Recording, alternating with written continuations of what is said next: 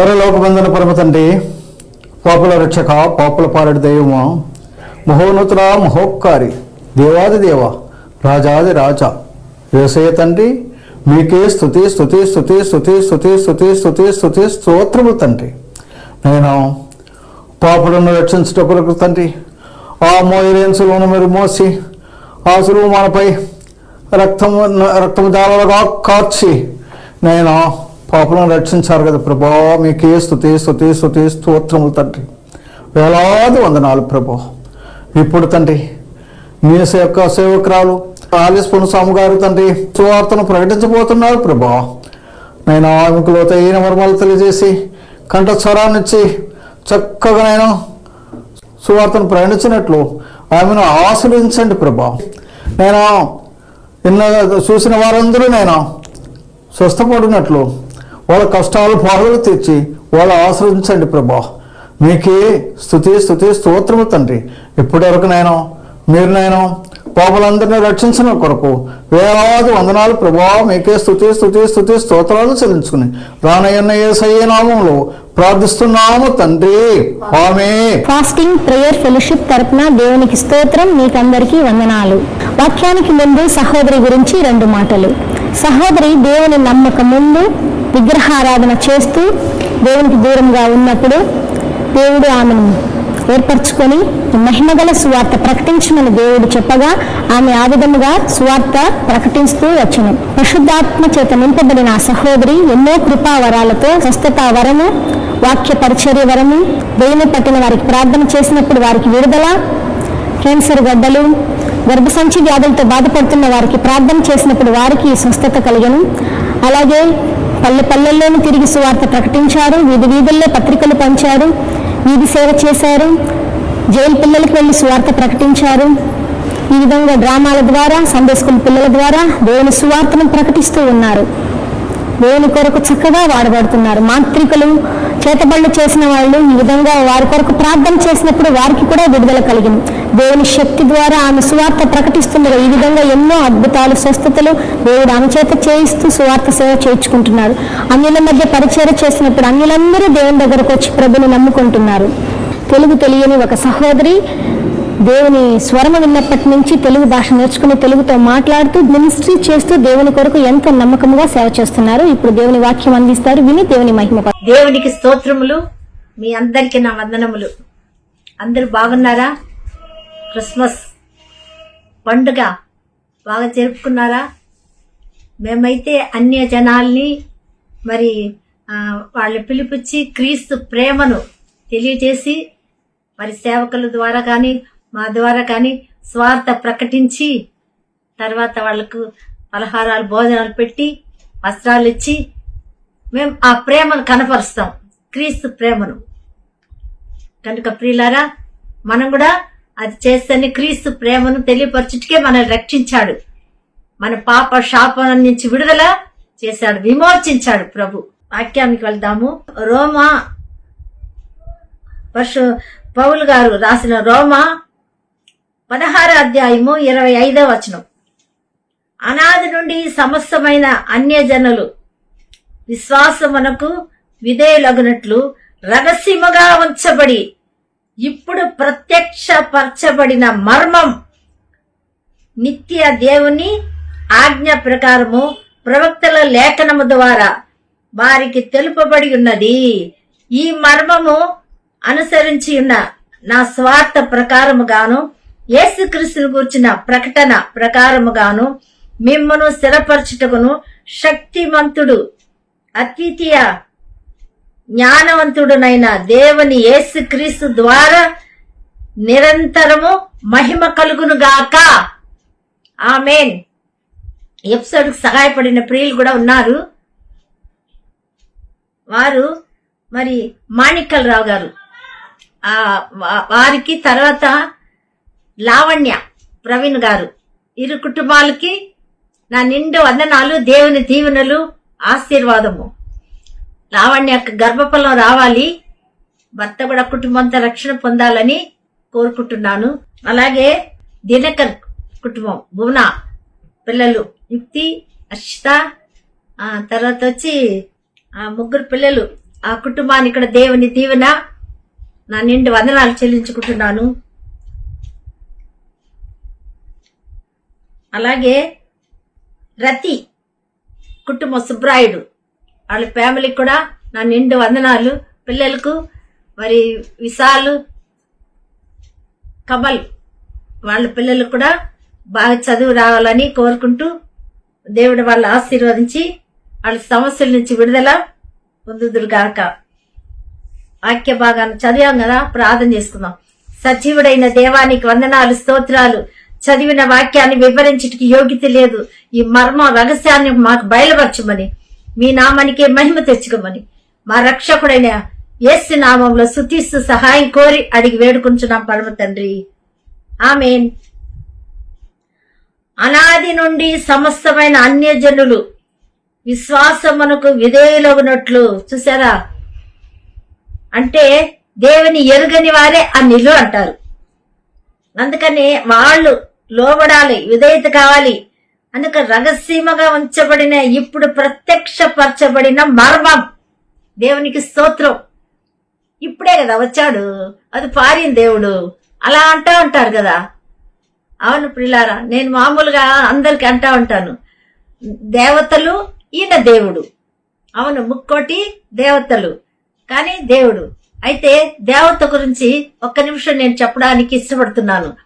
ఎట్లా అంటే ఆదికాండం 3లో 3వ వచనంలో అపవాది ఏం చెప్పిందంటే 4 నుంచి 8 వరకు మనం చూస్తే, నిశ్చయముగా మీరు దేవుడు కనపడే కండ్లు మీకు కనపడతాయి, మీరు దేవతలుగా ఉంటారు, మరణమే రాదు, చనిపోరు అని చెప్పి మోసం చేసింది.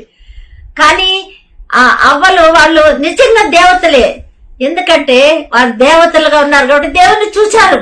వాళ్ళిద్దరు చూసి నీకెవరు చూడలేదు, దేవతలు అని రాయబడింది. కనుక నిజమైన దేవతలు మనమే అని దేవుడు తెలియపరిచాడు. ఎట్లా అంటే కీర్తన గ్రంథము 86 వచనములు 82:6 అనుకుంటాను చూస్తాము. మీరు సర్వోన్నతిని కుమారులు అనియు నిజముగా మీరు దైవములనియు నేను మీకు చెప్పలేదా అంటాడు. చూడండి దేవుడు ఎంత గొప్పవాడో.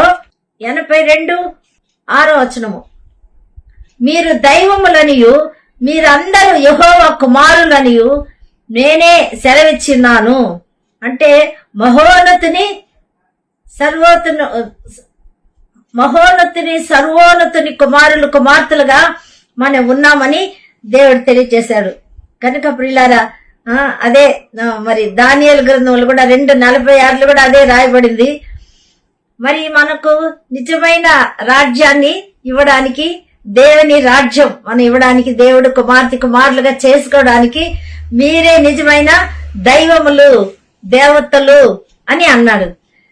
దానియేలు కూడా ఏం రాయబడిందంటే, మీరు మీ దేవుడు మర్మాలు తెలియపరిచినందుకు ఏం చెప్పాడంటే, నిజముగా దేవతలకు దేవుడు మీ దేవుడు అని చెప్పాడు. రాజులకు రాజు, ప్రభులకు ప్రభువు. మనమంతా ప్రభులుగా చేశాడు, రాజులుగా చేశాడు, యాజకులుగా చేశాడు. ప్రియులారా, రాజులకు రాజు, ప్రభులకు ప్రభు. కనుక దేవతలకు దేవుడు అని నెబుకద్నెజరు కూడా చెప్పాడు. దర్యావేషు అనుకుంటా, నెబుకద్నెజరే. కనుక ప్రియులారా, మన నిజంగానే దేవతలుగా దేవుడు, అదే రహస్యం, మర్మం ఇది చూస్తున్నాం. కనుక ఇప్పుడు ప్రత్యక్షపరచబడిన మర్మము నిత్య దేవుని ఆజ్ఞ ప్రకారము ప్రవక్తల లేఖనము ద్వారా వారికి తెలుపబడి ఉన్నది. ఆ మర్మమును అనుసరించి ఉన్న నా స్వార్థ ప్రకారముగా యేసుక్రీస్తును గురించిన ప్రకటన అని చూస్తా ఉన్నాం. కనుక పిల్లారా, ప్రత్యక్షత మర్మం అంటే ఎందుకు ప్రత్యక్షమయ్యాడు, దేవుడు ఎందుకు ప్రత్యక్షమయ్యాడని మనం చూసినట్లయితే 1 యోహాను 3:5లో పాపమును తీసివేయటకే అని రాయబడింది. పాపాన్ని తీసివేయట కొరకే ఆయన ప్రత్యక్షమయ్యాడు. ఏ పాపము? మార్క్స్ వార్త 7:13, అది 13 పాపాలు ఉన్నాయి అక్కడ. మార్క్స్ వార్తలో అసూయ, ద్వేషము అదంతా హృదయంలో నుంచి బయటకు వచ్చేటివే కదా.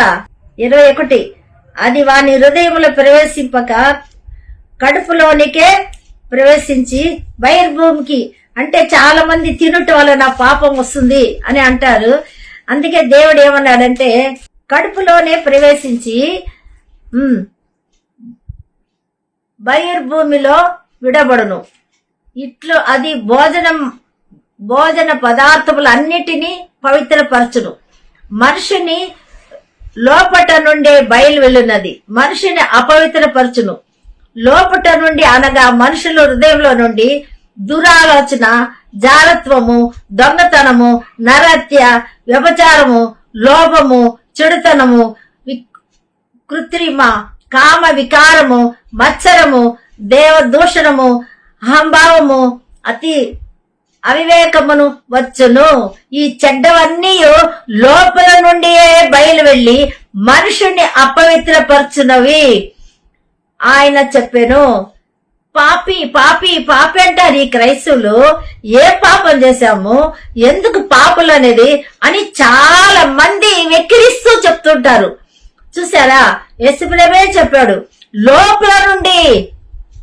లోపల నుండి జారత్వము, దొంగతనము, నరహత్య, వ్యభిచారము, లోభము, చెడుతనము ఇవన్నీ హృదయంలోనే వచ్చింది. కామ వికారము, మత్సరము, దేవదూషణ, అహంభావము, అవివేకము ఇవన్నీ లోపల ఉంటేనే బయటికి వస్తా ఉంటాయి.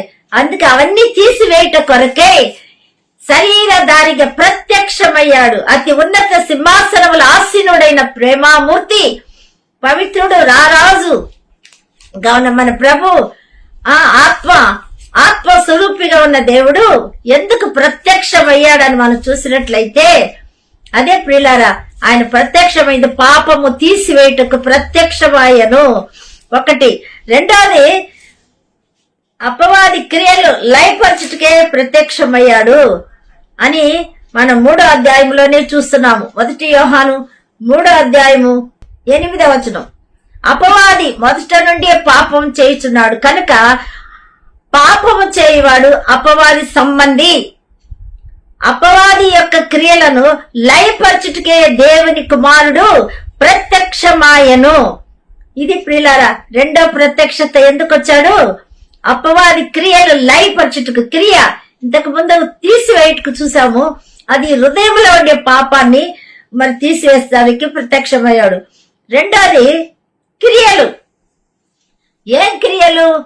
మనం చేసే క్రియలు గలతీ 5వ అధ్యాయంలో చక్కగా రాయబడింది. 5వ అధ్యాయము 19వ వచనములో గలతీయులకు రాసిన పత్రికలో చూడండి 16లో కూడా ఉంది. నేను చెప్పినదేమనగా ఆత్మానుసారముగా నడుచుకొనుడి, అప్పుడు మీరు శరీరేచ్ఛలను నెరవేర్చరు. అంతే. 19లో శరీర క్రియలు ఉంది. శరీర క్రియలు లయపరచుటకే ప్రత్యక్షమయ్యాడు. రెండోదిగా మరి ఆ క్రియలు ఏమనగా అపవిత్రత, కామము, కామత్వము, విగ్రహారాధన, అభిచారము, ద్వేషములు, కలహము, మత్సరములు, క్రోధములు, కక్షలు, భేదములు, విమతలు, అసూయలు, మత్తతులు, అల్లరితో కూడిన ఆటపాటలు మొదలైనవి. వీటిని గూర్చి నేను మునుపు చెప్పిన ప్రకారము ఇట్టి వాటిని చేయువారు దేవుని రాజ్యమును స్వతంత్రించుకొనరని మీతో స్పష్టముగా చెప్పుచున్నాను. ప్రియులారా, దేవుడు ఈ క్రియలు లయపరచుటకే ప్రత్యక్షమయ్యాడు. దేవుడు ఆత్మస్వరూపి, అగ్నిగా వెలుగుగా ఉన్న దేవుడు శరీరధారిగా ఎందుకు ప్రత్యక్షమయ్యాడంటే శరీర క్రియలను లయపరచుటకు. ఆ క్రియలు ఉంటే పరలోక రాజ్యము పోలేము, చేరము. అందుకే ఆ క్రియలు లయపరచుటకే ఆయన ప్రత్యక్షమయ్యాడు అని మనం చూస్తా ఉన్నాం ప్రియులారా. మూడోదిగా మనం చూసినట్లయితే 4వ అధ్యాయం 1 యోహాను పత్రిక 4వ అధ్యాయము 8వ వచనం. దేవుడు ప్రేమాస్వరూపి, ప్రేమ లేని వాడు దేవునిని ఎరుగడు. మనము ఆయన ద్వారా జీవించినట్లు దేవుడు తన అద్వితీయ కుమారుని లోకంలోనికి పంపెను. దీని వలన దేవుడు మన యందు ఉంచిన ప్రేమ ప్రత్యక్షపరచబడెను. దేవునికి స్తోత్రం. ఆయన ప్రేమ ప్రత్యక్షపరచబడెను. ప్రేమ అంటే ప్రేమ కనపడుతుంది. ఎలాగా? ఇప్పుడు మామూలుగా ఫ్రెండ్స్ ప్రేమించుకుంటారు, లేదంటే స్త్రీ పురుషుడు అలా ప్రేమించుకుంటారు. ఒకరికొకరికి ఇది ఒప్పుకోరు, పెద్దలు తల్లిదండ్రులు ఒప్పుకోరు అనుకోండి. అప్పుడు ఏం చేస్తారు వాళ్ళు? మనం చనిపోతాము కానీ మనం విడిపోకూడదు అని చాలా మంది అలా కంకణం కట్టుకుంటారు కదా. అయితే చనిపోతాము అంటారే కానీ కొంతమంది నీ కొరకు నేను ప్రాణం ఇస్తానంటారు, కానీ ప్రాణం ఇవ్వరు. కొంతమంది చనిపోయినా వీళ్ళే చనిపోతారు. ప్రయోజనం ఏముంది? తల్లిదండ్రులకు వేదన, దుఃఖము, బాధ.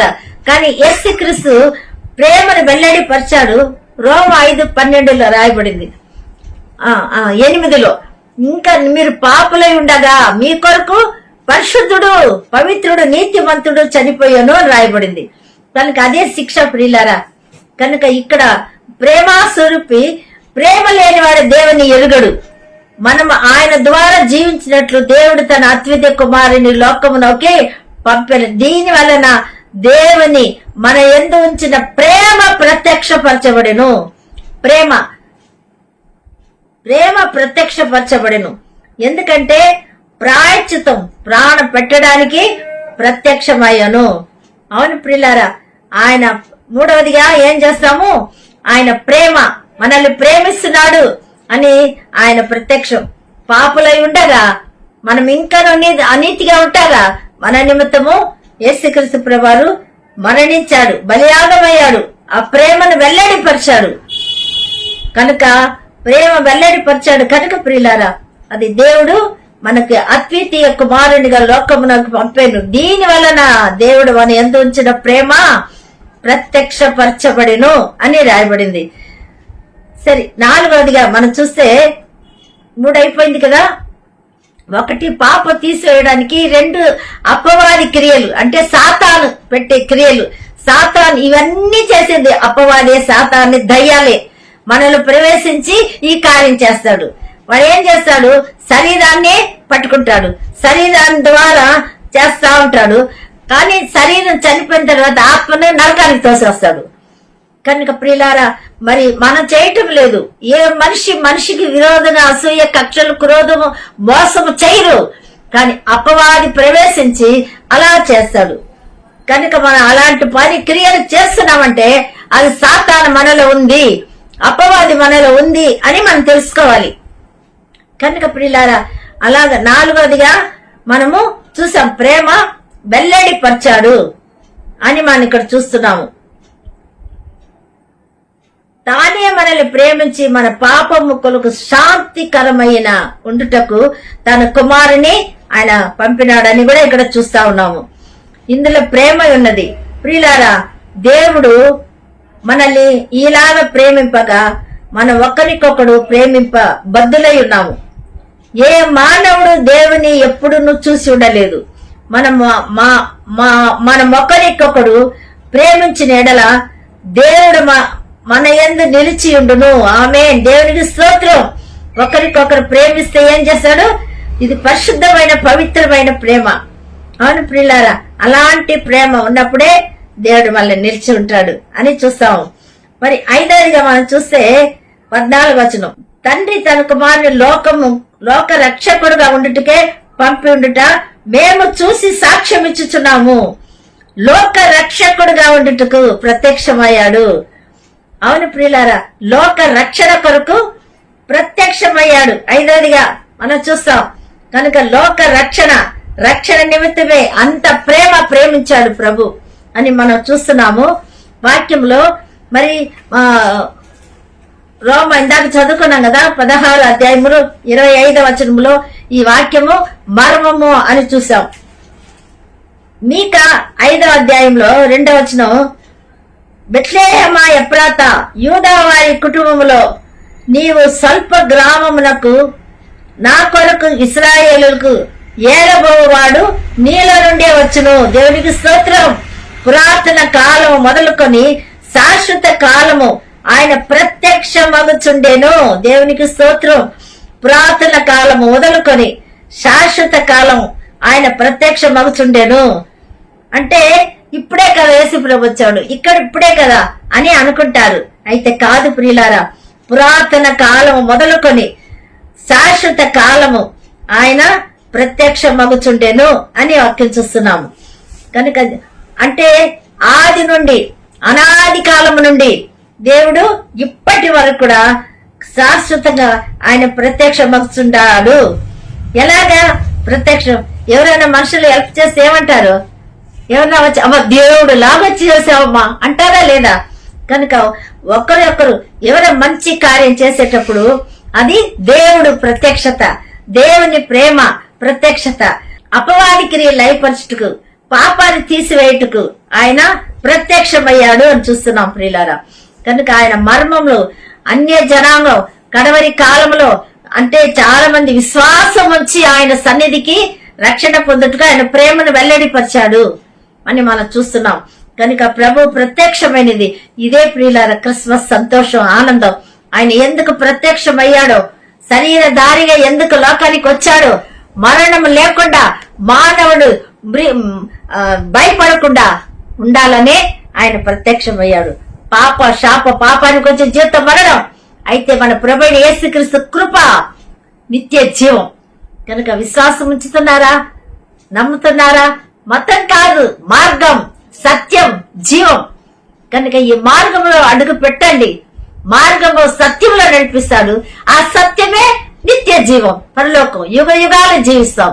అలాంటి గొప్ప భాగ్యాన్ని, రక్షణ క్రీస్తు సఖములో మనకు దొరికింది. అవును ప్రియులారా, ధర్మశాస్త్రం చేయలేనిది రోమా 8:2 అదే చూస్తున్నాం. ధర్మశాస్త్రం చేయలేనిది దేవుడు చేశాను అని ఉంది. కనుక మరణాన్ని జయించి సజీవుడిగా లేచి ఆధారం చూపించిన ప్రేమామూర్తి, కరుణా సంపన్నుడు, సజీవుడు, పునర్ధానుడు, మృత్యుంజయుడు ఈ వాక్యమును మనలందరినీ కూడా ఆశీర్వదించి దీవించి స్థిరపరిచి కాపాడును గాక. ఆమేన్. సజీవుడైన దేవానికి వందనాలు. స్తోత్రం స్తోత్రం స్తోత్రం స్తోత్రం తండ్రి. దేవా, ఈ క్రియలన్నీ పోతేనే మాకు నూతన సృష్టి. క్రీస్తు నందు కొరింథీయులకు రాసిన 2వ పత్రిక నాయన 5:17 ఇదే ఉంది. క్రీస్తు నందు ఎవడైనానో సరే నూతన సృష్టి, పాతవి గతించను, ఇదిగో క్రొత్త వాయను. దేవా నీకు స్తోత్రములయ్యా. ఇలాగే ప్రభా వినువారు నాయన, ఇంకా ఎవరైతే వినలేదు వాళ్ళు కూడా ప్రతి ఒక్కరు నాయన క్రొత్త వాళ్ళగా జీవించుటకు నీ ఆత్మ ఫలము, ప్రేమ, సంతోష, సమాధానం, నెమ్మది నాయన, ఆ శాశ్వతమైన నిరీక్షణ కలిగిన మంచితనం, విశ్వాసము అలా కలిగిన బిడ్డలుగా మేము జీవించుటకు దయాళత్వం. అవును ప్రభ, ఇలాంటివన్నీ ఆత్మ ఫలం. వీళ్ళదే నిత్య రాజ్యాన్ని స్వతంత్రించుకుంటారు. అలాంటి పరలోక రాజ్యం మేము పొందుటకు సహాయం చేయండి ప్రభా. ఎపిసోడ్ కు సహాయపడిన ప్రియుల కుటుంబాన్ని కొరతలన్నీ నింపి ఆశీర్వదించండి. అలాగే నాయన ప్రభా, మరి జోసెఫ్ బ్రదర్ని కూడా, కుటుంబాన్ని కూడా ఆశీర్వదించండి. దూర దేశం నుండి ప్రియుల్ని ఆశీర్వదించండి నాయన. ఏ కొదవ లేకుండా, కొరత లేకుండా అత్యధిక దీవించమని మైన ఆయన ఆరోగ్యమని అనుగ్రహించి శక్తి బలమును దయచేయండి. ఎవరైతే దీర్ఘ వ్యాధితో ఉన్నారో వాళ్ళందరికీ స్వస్థత కలుగచేయండి అయినా. కొరతలు ఉండే వాళ్ళకు, కొదవలు ఉండే వాళ్ళకు రావాల్సిన ధనం రావాలి ప్రభా, లోన్ తీరిపోవాలి ప్రభా. సహాయం చేయండి నాయన, సహాయం చేయండి, అద్భుతం చేయండి నాయన. కృపగల నాయన, ప్రేమగల తండ్రి, కరుణా సంపన్నుడా నీకు వందనాలు, స్తోత్రం. మరణించే గృహాలకు ఆదరణ, ఓదార్పు దయచేయండి తండ్రి. నీ యందు మరణిస్తే నిత్య జీవం, యుగ యుగాలు మళ్ళీ కలుసుకున్న భాగ్యం ఇస్తావు తండ్రి. అలాంటి కృప దయచేయండి, అందరికి ఇవ్వండి ప్రభా. నాయన ప్రతి కుటుంబంలో రక్షణ కావాలి నాయన, సంతానం కావాలి ప్రభా, వివాహం కావాలి నాయన, ఉద్యోగం కావాలి, సహాయం చేయమని నాయన. మీ నామానికి మహిమకరంగా దీవించి సంపూర్ణ రక్షణలో నడిపించమని ఘనత, మహిమ, ప్రభావం మీరు పొందుకోమని యేసుక్రీస్తు శక్తిగల నామంలో స్తుతిస్తూ ప్రార్థిస్తూ వినయంతో వేడుకుంటున్నాం పరలోకమందున్న మా తండ్రి. Amen, amen. Wish you happy Christmas and new year. దేవుడు కృప మీకు తోడై ఉండును గాక.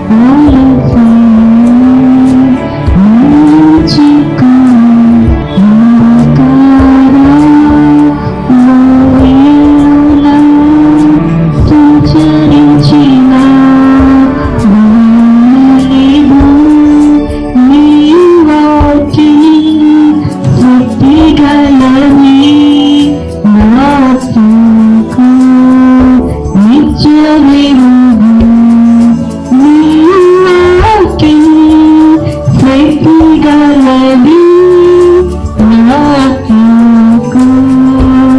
నిశ్చయము నీ చేతితో నన్ను పట్టుకో నీ ఆత్మతో నడుపు శిల్పి చేతిలో శీలను నేను నన్ను చెక్కును శిల్పి చేతిలో శీలను నేను నన్ను చెక్కును